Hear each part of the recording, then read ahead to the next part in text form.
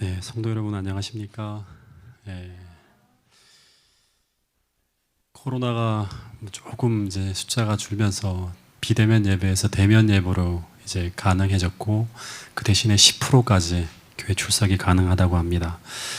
개인적으로 예배가 드리기 좀 힘든 분들 계시면 교회 오셔서 이렇게 예배 드리셔도 괜찮을 것 같습니다. 제가 월, 화, 수 이렇게 3일 동안 보훈해서 여태까지 제가 외부 집회 중에서 가장 힘든 집회를 하고 돌아왔는데요. 참석했던 분들이 이제 일요일교회 장로교 목사님, 그 다음에 장로교에서 신실하게 생활을 하시는 권사님, 또 장로님 이런 분들을 또 만나 뵙고, 또 거기에 일요일 천주교회 다니시는 어르신도 계셨고, 또 환자분들이다 보니까 예언이 조금 부담스러울 수 있는 어떤 그런 내용들을 가지고 그 자리에서 말씀을 전한다는 게 얼마나 힘든 일인지 제가 이번에 처음 경험을 했습니다. 거기 맞춰서 이렇게 항상 메시지를 전했는데, 어떻게 보면 마지막 때 우리가 그런 자리에서도 하나님의 말씀을 생명을 걸고 전하느냐 하는 그런 날이 올 거라고 했는데, 그것을 조금 느껴보는 시간이었던 것 같습니다. 근데 제가 전쟁터에 있었고, 또 여러 기도의 동력자들이 기도의 진심으로 요청하고 저도 기도하고 있는데, 근데 하나님께서 은혜를 베풀어 주셔서 거기에 참석했던 분들 중에 그 목사님, 장로님, 그 다음에 권사님 이런 분들에게 재림교회 가지고 있는 그 기별들을 아주 선명하게 전할 수 있는 그런 기회를 갖게 되었고요. 또 그분들하고 계속 좋은 관계를 또 맺으면서 또 같이 이제 연락을 주고받고 하면서 말씀을 나누기로 또 이야기를 하게 되었습니다. 그래서 기도의 능력이 얼마나 중요하고, 또 얼마 여러분들의 기도하시는 게 직접 거기 현장에서 말씀을 준비하면서 계속 느끼게 되었습니다. 그래서 우리가 어려울 때 기도의 동력자들이 있다는 사실을 꼭 기억하시고, 힘들고 어려울 때마다 함께 중보 기도를 요청하면서 어려움을 이겨나갈 수 있는 여러분과 제가 되었으면 좋겠습니다. 이제 열재앙 중에서 이제 오늘 5번째 재앙하고 6번째 재앙 이야기를 좀 나눌 텐데, 이 4번째 재앙부터 시작해서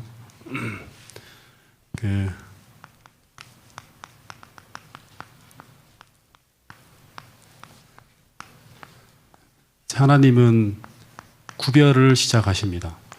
구별을 시작하셔요. 이제 구별한다고 하는 건 뭐냐 그러면 그동안 보이지 않던 것들이 보이기 시작하는 거예요. 그러니까 이 4번째 재앙을 통해서 하나님의 소유인 하나님의 백성들에 대한 하나님의 은혜와 보호, 나는 고센 땅을 절대 그 모든 해로부터, 재앙으로부터 지켜주시고, 그리고 재앙에서 보호되지 않고 있는 이방인들이 구별되며 나타나고 시작해요. 4번째 재앙부터 시작해서. 그래서 이 재앙이라고 하는 건 어떻게 보면 위기와 시련 뭐 이런 거라고 할 수 있겠죠, 그죠? 이런 재앙이 닥치기 전에는 잘 보이지 않던 것들이 위기가 닥치고 시련이 찾아오자, 즉 환란이 시작되어지자 숨겨졌던 것들이 하나하나 드러나기 시작하는 거예요. 실제 역사의 마지막에 이제 7재앙 사건이 내려지게 되면, 이제 그거는 하나님 백성들에게 야곱의 환란이죠, 그죠? 그때 우리 속에 숨어 있는 것들이 다 드러나게 됩니다. 악의 정체도 밝혀지지만 우리 속에 들어있는 것도 다 드러나요. 품성이 나타나고 그동안 이렇게 꾸며냈던 것들이 이제 다 드러나는 거예요. 믿음도 포장되어졌던 게 다 벗겨집니다. 그리고 우리가 얼마나 주님을 사랑하는지도 입술이 아니라 이제 행동으로 드러나게 돼요. 그리고 하나님의 은혜도 나타나죠. 그 엄청난 시련의 때 하나님이 어떻게 우리를 보호하시는지를 보면서. 그리고 악인들도 그동안 포장하고 숨겨두었던 그 모든 악함도 다 드러납니다. 교회 안에서도 알곡과 가라지가 다 구별되어지는 것처럼. 그러면서 그 모든 숨은 것이 드러나면서 모든 것이 어떻게 되어진다? 심판되어지는 거예요. 심판. 심판이라고 하는 거는 이제 숨겨졌던 게 다 밝혀지는 거죠, 그죠? 누가 하나님께 속한 존재인지, 그리고 하나님은 어떤 분인지, 그 하나님의 공의와 사랑이 다 드러나게 돼요. 다시금 이제 우리 5번째 재앙으로 이제 좀 지난번에 거기 하다가 마쳤는데요. 이제 하나님이 바로에게 계속 하나님 백성을 보내지 않음으로 말미암아 다섯 번째 재앙을 내리겠다고 했는데 그 다섯 번째 재앙이 뭐죠? 그들이 가지고 있는 재산, 물질이라고 할 수 있는 육축이 타격을 받습니다. 근데 이 일이 어떻게 벌어지는가 하면 하나님은 전염병으로 가축을 치시겠다고 먼저 경고를 하고, 경고를 하고, 그 다음에 이제 5절에 보면 그 재앙을 언제 내리겠다고 하는지 이제 시간을 알려줍니다. 처음에는 이제 경고하십니다. 이 재앙이 내려진다, 어떤 재앙이다, 경고하시고 난 다음에 그것이 언제 내려진다, 시간이 딱 알려집니다. 그리고 더하여서 어떤 말씀을 하시는가 하면 이 3절, 4절을 보면 3절, 4절을 보면 그 들에 있는 가축들이 돌림병에 걸릴 거라고 합니다. 들에 있는, 들에다 두면 안 되죠, 그러니까. 네. 그리고 두 번째는 애굽 땅에 있는 가축과 고센 땅에 있는 가축을 하나님이 구별하실 거예요. 지역을 딱 구별합니다. 그리고 이스라엘에게 속한 가축은 단 하나도 죽지 아니할 거라고 하나님 말씀하셨어요. 그래서 여러분 이런 말씀이 있습니다. 이 말씀을 보면서 제가 떠올랐던 게 아모스 3장 7절 말씀이에요. 주 여호와께서는 자기의 비밀을 그 종 선지자들에게 보이지 아니하고는 결코 행하심이 없다고 하는 거예요. 지금 모세는 선지자로서 하나님의 종이죠, 그죠? 미리 이 애굽 땅에 벌어질 일들을 디테일하게 다 경고하고 있어요. 그래서 당시에 그동안 모세의 말이 말씀 그대로 이루어졌던 것을 보면서 그 말씀을 믿게 되었던 사람들은 이 하나님의 말씀을 믿고 아직 은혜가 베풀어지고 있는 그 시간 동안, 은혜의 시기 동안 하나님께서 알려주신 피난처를 찾아서 어떻게 해야 될까요? 움직여야 돼요. 움직여야 돼요. 여러분 하나님이 일하시는 방법은 언제나 이 똑같은 패턴을 따라서 일하시는 걸 볼 수 있습니다. 어떤 재앙이 내릴 때 하나님이 무작정 심판하시는 것이 아니라 처음에 어떻게 한다? 이 재앙을 예고하시는 거예요. 경고하시는 거예요. 그리고 그 재앙의 한계를 정해줘요. 그 한계. 이 한계라고 하는 건 뭐냐 그러면 어디까지만 내린다. 그걸 다시 말하면 여기를 피해서 가면 되는 거예요. 어디까지만 내린다고 하는 거예요. 그리고 세 번째는 이 한계를 벗어나서 어떻게 하면 된다? 피할 길을 마련해 주시는 걸 볼 수 있어요.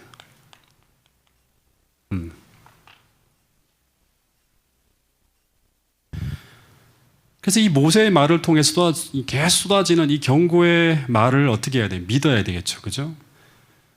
그리고 하나하나 디테일하게 다 빠짐없이 다 공부해야 돼요. 알아야 돼요. 우리가 다니엘 계시록을 공부하는 것처럼. 그리고 이 경고의 말을 믿고 하나님께서 예비하시는 피할 길을 찾아 이동하는 사람들은 단 하나의 재앙도 받지 않아요. 그렇게 돼 있어요. 10재앙을 쭉 연구해 보면. 근데 또 하나 우리가 생각해야 될 게 뭐냐 그러면 이 은혜의 시간이 어떤 때는 무작정 길게 내려지는 것이 아니라 여기 보면 어떤 때는 하루라는 짧은 시간이 주어질 때가 있다고 하는 거예요. 뭐 120년이니 막 그 수십 년 뭐 그렇게 가는 게 아니라 다시 말해서 순종할 것인가 말 것인가를 오래 고민할 시간이 주어지지 않을 때가 있다고 하는 거예요. 이 마지막에 우리가 피해야 될 때는. 왜냐하면 하나님께서 이제 4번씩이나 반복된 사건을 통해서 이제는 어떻게 하는 것이 살 길인지를 완전히 이제 드러났어요. 모든 상황이. 모호하지가 않아요. 4번을 통해서 반복됐잖아요. 그죠? 그래서 제가 지난 시간에도 이 하루 안에 시간이 하루 안에 이제 이동을 하라고 했잖아요. 이 하루라고 하는 거는 뭐냐 그러면 들에 이제 양떼를 끌고 집에서 좀 멀리 떨어진 곳까지 가서 이렇게 양을 치고 돌아오는 거잖아요. 그죠? 근데 하루 안에 어떻게 해야 돼요? 빨리 이제 그 가축들을 들에서 집으로 이동시켜야 돼요. 그래서 이거는 하루라는 의미는 하나님 말씀을 듣고 바로 순종하라고 하는 것이라고 말씀을 드렸어요. 순종할 것인가 말 것인가. 이 얘기를 듣고 내 마음이 동하면 감동받으면 순종할 것이고 뭐 감동이 안 되면 내가 그냥 있을 거야. 내 마음이 동하. 이렇게 하면 안 돼요.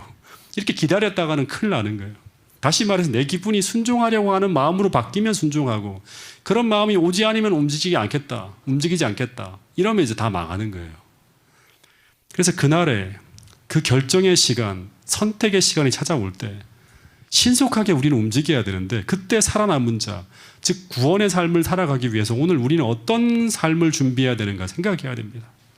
옳은 일이고 그것이 하나님으로부터 온 말씀이 분명하다면 내 감정과 내 기분에 상관없이 불편하고 힘들고 어렵더라도 움직이며 순종할 수 있는 그런 믿음의 삶의 모습으로 우리의 삶의 모습을 어떻게 해야 된다?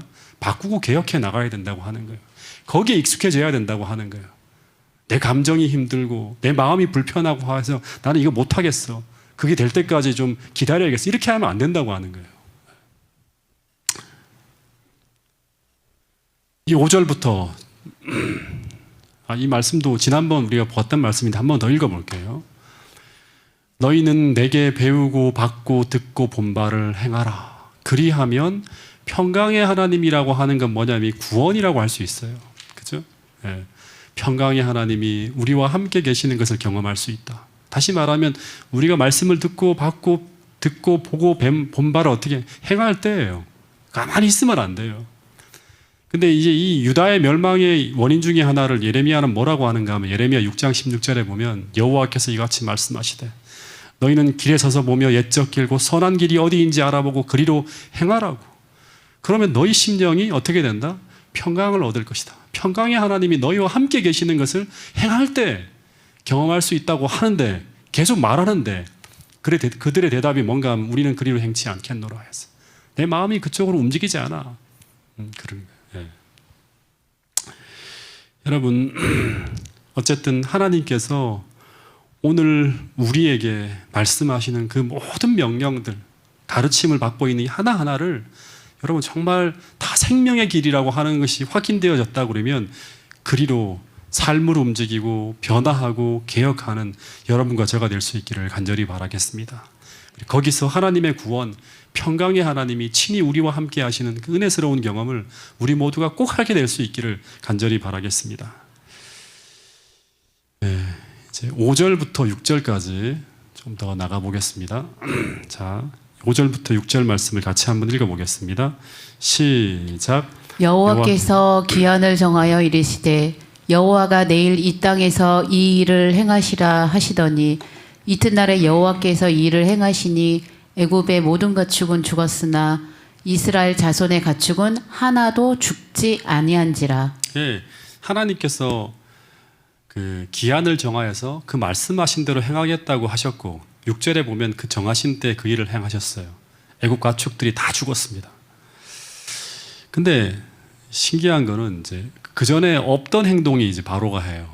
바로가 7절에 보면 사람을 고센 땅으로 보내서 진짜 하나님 말씀대로 그 모세가 한 대로 고센 땅의 가축들이 죽지 아니하였는지 한번 확인하게 합니다. 예. 근데 이제 부조화 선지자에 보면 이런 말씀이 있더라고요. 예. 더욱 무서운 타격, 들에 있던 모든 애굽의 가축에게 내린 전염병이 뒤따랐다. 신성하게 여기던 짐승들과 집 나르는 짐승들, 곧 암소, 황소, 양, 말, 약대, 나귀들이 다 몰살당했다. 히브리 사람들의 짐승은 제외된다고 분명히 언급되어 있었으므로 바로는 이스라엘 백성이 거주하는 곳으로 사신들을 보내어서 모세의 선언이 사신임을 확인했다.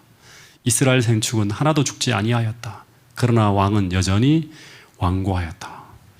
그러니까 지금 벌어지는 사건은 정말로 모세가 통보한 내용이 분명히 그 이야기와 일치되는 그러한 일들이 벌어졌어요. 지금 세상에 벌어지는 일들이 우리가 다니엘 계시록 연구하고 마태복음 25장 4장에서 얘기하는 그런 모든 일들이 벌어지고 있어요. 그리고 그것을 바로는 확인했어요. 그럼 어떻게 해야 되죠, 이제? 그 사건을 통해 던지는 하나님의 메시지를 듣고 어떻게 해야 될까요? 그렇게 행하지 못했던 삶을 하나님 앞에 회개하고 하나님의 뜻을 따라서 순종하는 그러한 일들이 나타나야 돼요. 그게 지혜로운 사람이잖아요. 근데 바로는 어떻게 하는가 하면 마음이 완강하여 백성을 여전히 보내지 않았다고 하는 거예요. 근데 왜 이렇게 했을까? 신기한데 재림교회 성경주석에 보니까 이런 말이 있더니 굉장히 공감이 되는 내용이어서 한번 읽어드릴게요. 그는 이스라엘 백성들의 가축이 재앙을 당하지 않은 것은 고센 땅의 공기가 건강에 더 좋기 때문이라든가 그게 환경이 훨씬 더 좋아. 그리고 이스라엘 백성들이 직업이 뭐죠? 목축업이잖아요. 그죠? 직업적인 목축인들이었으므로 가축 사육에 대한 지식을 더 많이 가지고 있었기 때문이라는 구실을 내세웠을지도 모른다.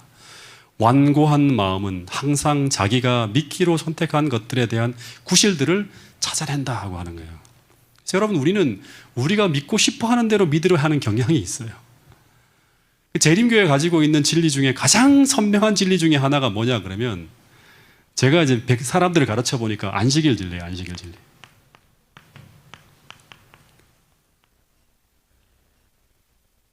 제가 수많은 분들을 만나서 이것을 가르쳤는데 너무너무 분명해요. 이 안식일이 진리라고 하는 건. 제가 이번에도 보훈에도 이제 뭐 여러 차례에 걸쳐서 안식일 진리에 대한 부분을 설명했는데, 우리가 그것을 지켜야 되는 이유를.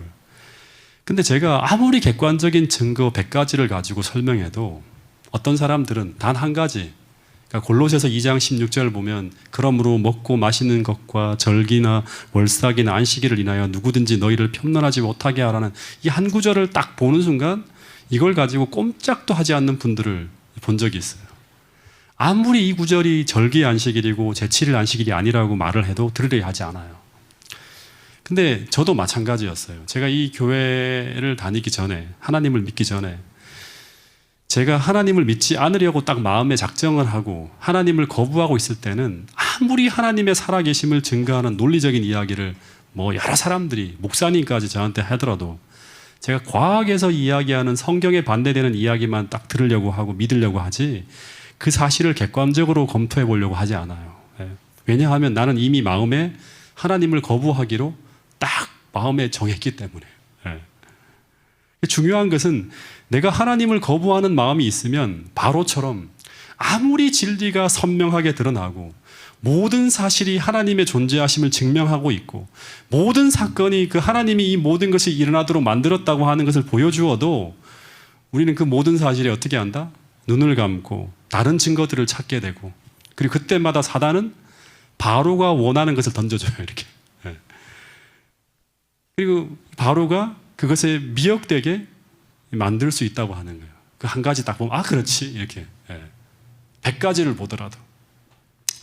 여러분, 마찬가지로 오늘 우리가 주의 재림을 소망하지 않고 있다면 아무리 이 세상에 마태복음과 다니엘서와 계시록에서 예언하는 그 재림의 징조가 넘쳐나고 있고, 그리고 그 마지막 시대에 이루어지리라고 하는 모든 예언의 성취가 온 세상에 가득 채워져 있다 하더라도, 오늘 우리 마음이 세상을 사랑하는 마음으로 가득 채워져 있다면 우리는 단 하나의 재림의 징조도 보지 못하고 그것을 느끼지 못할 수도 있다고 하는 거야. 이거는 뭐 옛날부터 해오던 건데, 그렇지 않을 수도 있어. 이렇게. 여러분, 사람들은 아무리 이것이 재림의 징조라 하더라도 뭐라고 하는가 하면, 이제 때로는 하나님을 믿지 않는 사람들은 이것은 과거에 벌어졌던 일들이 또다시 벌어지고 있고 과거에 일어났던 일들이 또다시 일어나고 있구나 하면서 재림을 준비하며 살아야 할 필요를 전혀 느끼지 못하며 살아가게 될 수도 있다고 하는 거예요. 오늘 우리가 그렇게 살 수 있다고 하는 겁니다. 심지어 일요일 휴업령이 내려지는 모든 과정을 바라보아도 우리는 그것을 성경에서 말하는 일요일 휴업령이 아니라 그냥 오늘날처럼 사회 안전과 국가 안전과 그 다음에 이 세상을 통합하는 공존을 위한 선한 목적을 위해 휴업일을 제정하듯이 내려지는 법이라 이렇게 생각할 수 있어요. 그래서 그것을 예언의 성취로 보지 못할 수도 있다고 하는 걸 우리 명심해야 돼요. 저는 바로를 보면서 이걸 깊이 생각하게 되었어요. 이렇게 될 수도 있구나. 우리가 이렇게 될 수도 있구나. 여러분, 그래서 우리가 영적으로 깨어있지 않으면, 정말 진실한 양심과 깨어있는 영성을 유지하지 않으면, 즉 우리가 깊이 영적으로 타락하여 있고 세상에 빠져 있고 이 세상 짐승이 던져주는 사상에 파묻혀 끌려 살아가고 있다면 우리는 모든 것을 왜곡시켜 보면서 바로와 같은 사람, 즉 어떤 하늘의 것도 받아들이지 못하는 고집스러운 사람이 될 수 있다고 하는 거예요. 이 무서운 거죠. 여러분, 그래서 우리는 정말 TV를 볼 때나 영화나 독서까지도 모든 보는 것과 듣는 것을 통제하며 절제해야 돼요. 이게 마지막 때 엘렌 화이트 선지자가 우리에게 주시는 기별이잖아요. 그렇지 않으면 우리의 생각하는 구조나 마음이 병들어서 이 사단이 던져주는 것만 믿는 그런 구조로 우리의 뇌가 바뀌어질 수 있음을 우리 명심해야 돼요. 바로가 그렇게 된 거예요. 설교가 들어오지 않고 아무리 모세가 진리를 얘기해도 들어오지 않는 거예요. 아무리 성경을 펼쳐도 잘 감동이 오지 않아요. 잘 느껴지지 않아요. 사실처럼 느껴지지 않는다고 하는 거예요. 여러분, 그래서 우리는 하늘에서 들려주는 메시지에 익숙해져야 될 필요가 있어요. 늘 하늘이 주는 말씀을 단순하게 믿을 수 있는 그런 사람들이 되게 해달라고 기도해야 돼요. 예. 거기 익숙해져야 된다고 하는 거예요. 그러기 위해서 우리는 다니엘처럼 뜻을 정해서 이 사단이 장악한 바벨론의 문화에서 우리의 정신이 탈출해야 됨을 잊지 않게 되기를 간절히 바라겠습니다. 여러분, 그리고 스마트폰과 TV는 정말 최소한으로 사용해야 되고 모든 죄악적인 문화와 환경을 스스로 통제할 수 있어야 됩니다. 정말 필요한 부분이에요. 예. 그렇지 않으면 우리의 마음과 머리와 뇌구조가 잡다한 것으로 가득 찬 바벨론이 되어질 수 있다고 하는 사실을 꼭 기억해야 됩니다. 그러면 끌려가는 거예요. 우리는 아무리 진리를 보더라도 진리를 따라 살 수가 없어요. 예. 우리 스스로가 안 되는 거예요. 믿을 수가 없는 거예요. 그러면 생명을 걸 수가 없는 거예요. 맡길 수가 없는 거예요. 그래서 8절부터 11절에 이 바로가 하나님께서 행하셔야 될 길을 막고 싸우고 있으니 하나님은 또다시 모세와 아론을 바로에게 보냅니다. 그리고 이렇게 하라고 말씀하셨다고 합니다. 8절부터 12절. 참 불행한 사람이죠. 그죠? 자, 읽어보겠습니다. 8절부터 12절. 시작. 여호와께서 모세와 아론에게 이르시되 너희는 화덕의 죄 두 움만큼 가지고 모세가 바로의 목전에서 하늘을 향하여 날리라. 그 죄가 애굽 온 땅에 티끌이 되어 애굽 온 땅의 사람과 짐승에게 붙어서 악성 종기가 생기리라. 그들이 화덕의 죄를 가지고 바로 앞에 서서 모세가 하늘을 향하여 날리니 사람과 짐승에게 붙어 악성 종기가 생기고 요술사들에게도 악성 종기로 말미암아 모세 앞에 서지 못하니 악성 종기가 요술사로부터 애굽 모든 사람에게 생겼음이라. 그러나 여호와께서 바로의 마음을 완악하게 하셨으므로 그들의 말을 듣지 아니하였으니 여호와께서 모세에게 말씀하신가 같더라. 예, 여기 보면 이제 8절에 보면 모세와 아론이 화덕의 재를 가지고 바로 앞으로 가지고 갑니다. 이제 바로가 아마 국내는 이제 못 들어오게 하니까 매 아침마다 이제 나일강에 제의를 지내러 나가잖아요. 그때 또 만났을 거라고 이렇게 이제 해석을 합니다. 근데 이 화덕이라고 하는 말 이제 어떤 번역에는 뭐라고 번역되어 있죠? 풀무라고도 번역이 되어 있습니다. 네. 근데 이제 이 화덕이라고 하는 단어가 키부산이라고 하는 히브리어를 쓰는데 이 단어는 애굽의 벽돌 굽는 가마 아시죠, 그죠? 예. 금속을 녹이는 용광로, 그러니까 즉 풀무를 얘기하는 거예요. 예. 예. 근데 부조화 선지자를 보면 이 재앙이 400년 전에 하나님께서 창세기 15장 17절에 보면 이제 하나님께서 어떻게 하는가 하면 이 아브라함에게 내 백성이 400년간 이방에 이제 그래서 고통당하고 있을 때 하나님께서 그들을 구출해 주겠다고 하면서 뭐라고 하는가 하면 처음에 딱 등장할 때 하나의 상징으로 해가 져서 어두울 때 연기 나는 화로, 이 풀무예요. 연기 나는 풀무가 딱 보이면서 불타는 횃불이 그 사이로 지나가는 모습을 쫙 보여줍니다. 근데 하나님께서 이 상징을 통해서 이스라엘 백성들이 그 연기 나는 풀무와 같은 어디? 애굽의 벽돌 굽는 가마 곁에서, 즉 오랫동안 고통의 풀무에서 신음하며 고통받고 있는 이스라엘 백성들을 어떻게 하시겠다? 반드시 기한이 차면 그 풀무와 같은 애굽의 압제에서 하나님께서 내려가셔서 그들을 구원해 내시리라고 하셨는데, 근데 모세가 이 풀무의 죄를 취해서 바로의 목전에 향해서 확 뿌리는 것은 이 행위가 모든 이스라엘 백성들에게 뭐를 기억하게 한다? 창세기 15장 이 예언을 기억나게 하는 것이라고 하는 거예요. 예.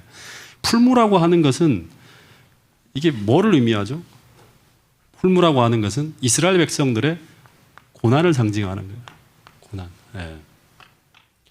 그래서 모세의 이 행위는 하나님께서 당신의 약속을 기억하고 계시면서 그들의 해방의 때가 드디어 이르렀다고 하는 것을 보증하는 게 바로 이제 풀무의 재를 두 들고 와서 확 뿌리라고 하는 거예요. 근데 이 풀무의 재를 가지고 이제 사전에 통보 없이 이제 날아가서 이제 달려가서 이렇게 탁 뿌려요. 바로 앞에서. 근데 이 재가 하늘에 쫙 뿌려지자마자 그 재가 온 땅에 뭐가 됩니까? 티끌이 되어갖고 애굽의 모든 사람들과 짐승에게 달라붙어서 악성 종기가 생겨나게 해요.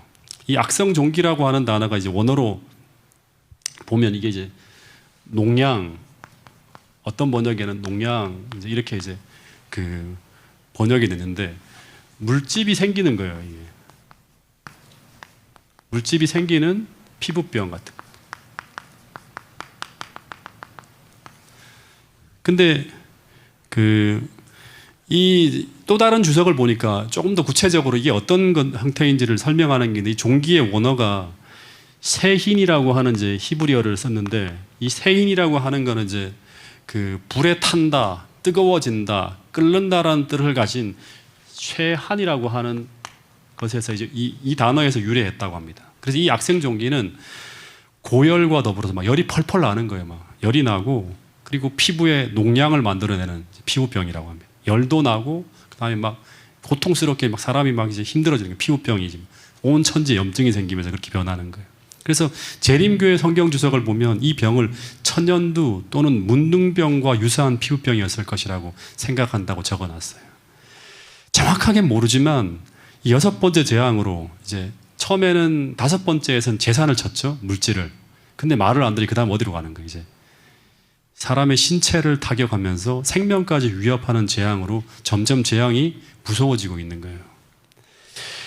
근데 11절에 보면 이 재앙이 과거와 다르게 바로가 믿고 있는 철떡같이 믿고 있었던 이 박수와 술객들까지 타격하고 있었다고 합니다.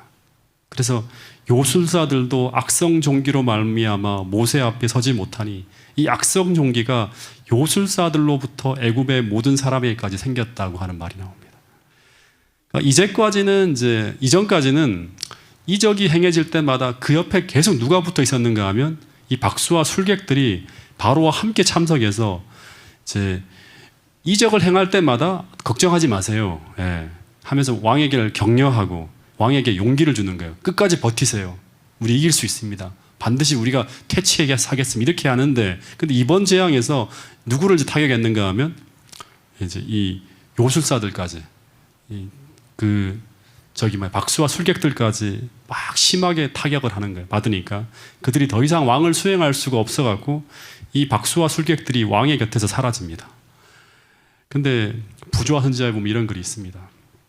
제가 하늘로 부르짖을 때 그 미세한 가루들이 온 애굽 땅에 퍼져 그것들이 앉은 곳에는 어디든지 부스럼이 시작되어서 사람과 짐승에게 붙어서 독종이 발하였다.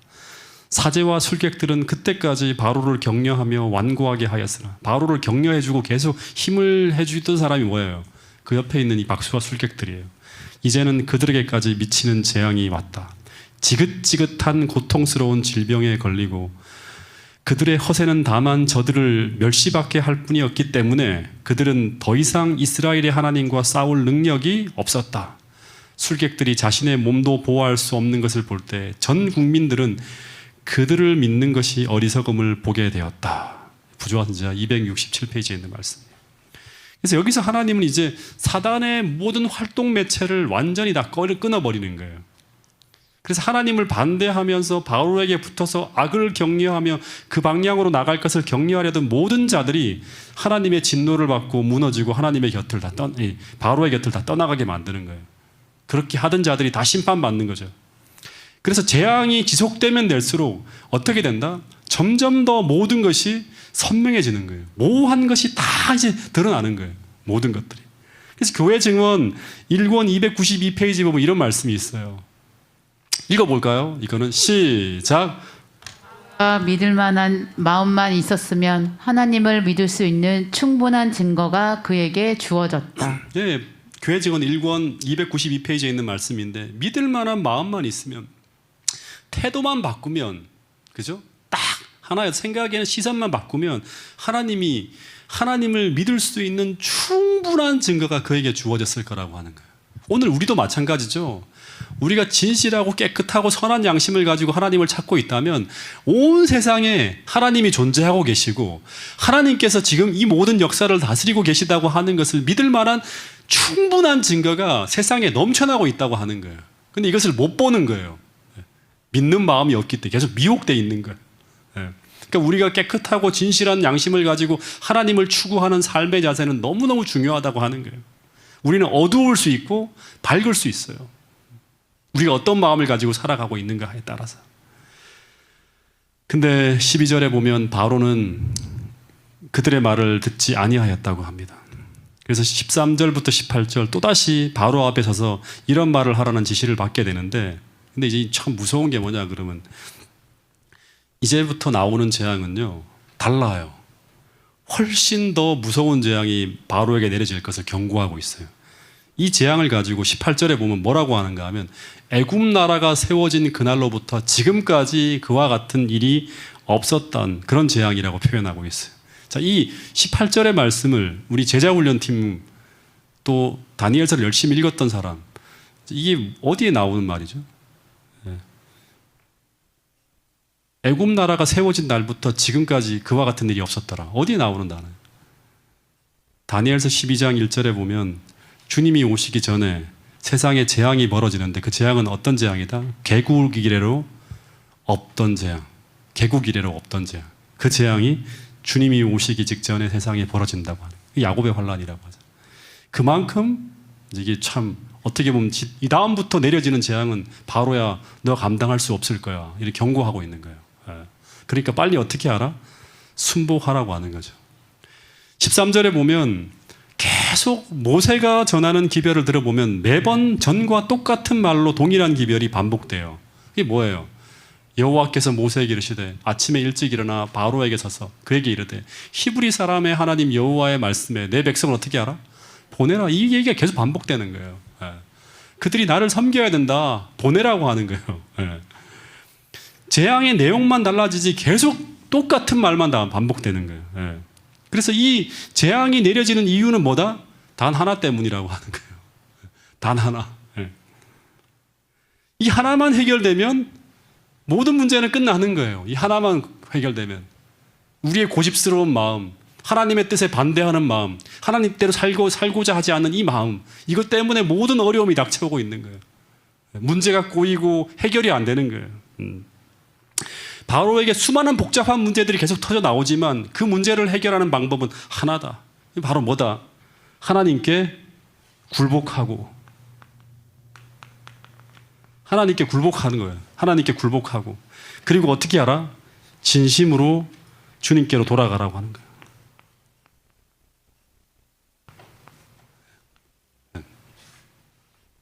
이걸 오늘날로 우리에게로 표현하면 하나님께 자복하고 하나님께 돌아간다고 하는 건 뭐예요? 진심으로 회개하는 거죠. 하나님께로 돌이키는 거예요. 우리의 마음과 삶과 태도가. 그래서 바로는 하나님께 굴복하고 진심으로 주님께 돌아가면 어떻게 된다? 재앙은 사라진다고 하는 거예요. 이 이야기는요. 14절에 보면 하나님은 경고하기를 이제 내리는 재앙은 이전에 내리는 재앙과 차원이 다를 거라고 말씀하고 있어요. 이 재앙이 내릴 때 온 세상이 어떻게 된다? 나와 같은 자가 없음을 내가 알게 될 것이다 라고 하는 거예요. 여러분, 하나님이 자기를 스스로 드러내는 방법, 이건 다른 말로 하면 오늘 우리가 하나님을 알게 되는 방법은 두 가지예요. 첫 번째는 뭐냐 그러면 우리가 하나님 말씀에 순종하며 살아갈 때 그 하나님 말씀이 말씀 그대로 이루어지는 것을 우리가 말씀의 성취를 통해 경험할 때 그때 우리는 하나님을 알게 돼요. 그걸 가지고 뭐라고 하는 거? 구원이라고 하죠. 구원의 경험을 통해서 하나님을 알게 됩니다.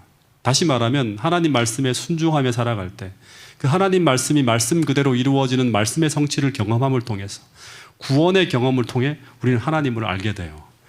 또 하나, 두 번째는 뭐냐 그러면 끝까지 우리가 하나님 말씀을 순종하지 않을 때 그래서 그 순종하지 않는 자에게 이루어지겠다고 말씀하시는 그 말씀의 성취를 통해서 이것을 뭐라고 하죠? 심판이라고 해요. 심판. 심판을 통해 구원과 심판을 통해 우리는 여호와 하나님을 알게 돼요. 그 얘기가 지금 이게 나오는 거예요. 지금 바로는 심판을 통해서 계속 하나님을 드러내고 있는 거예요. 온 세상에 알게 하는 거예요. 지금 15절 16절에 보면 조금 더 구체적으로 그 이야기가 나오는데 그 하나님께서 이런 말씀을 하세요. 15절에 보면 그러니까 하나님은 바로의 완고함 때문에 바로 이렇게 손을 쫙 펴서 돌림병이라는 건 뭐예요? 전염병이죠. 전염병으로 쳤다면 죄를 뿌리면서 이렇게 하는 게 아니라 전염병으로 너를 쳤다면 바로 너가 세상에 끊어졌을 것이나 하나님께서 아직까지 그를 멸망시키지 않는 이유를 설명하고 있어요. 이 전염병을 쳤다 그러면 이스라엘 전체, 아니 이집트 전체가 다 멸망하게 될 수도 있었죠. 근데 그렇게 하지 않은 이유를 설명하고 있는 거예요. 그 이유는 뭐냐 그러면 나의 능력을 내게 보이고, 나의 능력을 내게 보이고 첫 번째. 그리고 그것을 통해 하나님의 이름이 온 세상에 선포되도록 하기 위해서라고 하는 거예요. 그러니까 하나님의 능력을 보이고, 그리고 그것을 통해 하나님의 이름이 온 세상에 선포되도록 하기 위해서 내가 아직까지도 너를 살려두고 있다고 하는 말을 해요. 이 말은 이 바로라고 하는 존재가 이집트의 신처럼, 지금 바로가 하나님 말씀에 순종하지 못하는 이유가 뭐예요? 교만이잖아요. 그죠? 자기가 이집트의 신처럼 세상을 지배하고 있는 그런 어떤 존재예요. 그래서 이런 어떤 존재와 이집트의 국왕과 또 하나는 뭐냐 그러면 바로가 의지하는 게 뭐냐 그러면 스스로 하나님이라고 자처하면서 하나님의 자리를 차지하고 있는 그 이집트에 있는 수많은 우상들이 있잖아요. 그죠? 그 존재들보다 하나님이 더 훨씬 우월하심을 실제적 능력을 통해 쫙 드러내는 거예요. 하나님이. 예. 그러기 위해서 끝까지 막으면 막을수록, 더 강력하게 막으면 막을수록 하나님이 어떤 분인지를 계속 더 그 능력을 통해 드러낸다고 하는 거예요. 예.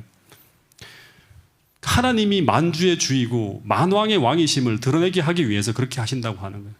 그리고 또 하나는 뭔가 하면, 두 번째는 하나님이 얼마나 위대하신가 하는 것을 드러내는 것뿐 아니라 하나님이 얼마나 의로운 분이신가도 온 세상이 인정하기 위해서 하나님이 이 심판을 이어가고 있다고 하는 거예요. 이것을 한마디로 말하면, 계속 제가 말하지만 이 열재앙이라고 하는 것은 하나님께서 이집트에 있는 이스라엘 백성들만 구원하려고 하는 게 아니라 바로도 구원하려고 하고 이집트 백성들도 구원하려고 해요. 그래서 이렇게까지 바로를 향해서 참고 또 참으시면서 그를 굴복시키려고 하시지만 끝까지 그분의 구원을 거절하고 반역하고 그 길을 막고 있는 이 바로를 처리하시는 이 하나님의 모습을 통해서 자비롭고 은혜롭고 노하기를 더디하는, 단계를 조금씩 높여가면서 끝까지 그를 구원하게 애쓰시는 이 하나님을, 이 모습을 통해서 온 천하에 그분의 의로움을 드러내게 하기 위해서, 그래서 이 하나님의 이름이 온 세상에 전파되도록 하기 위해서, 그분의 의로우심과 그분의 능력이 전파되도록 하기 위해서 하나님께서 그렇게 하신다고 하는 거예요.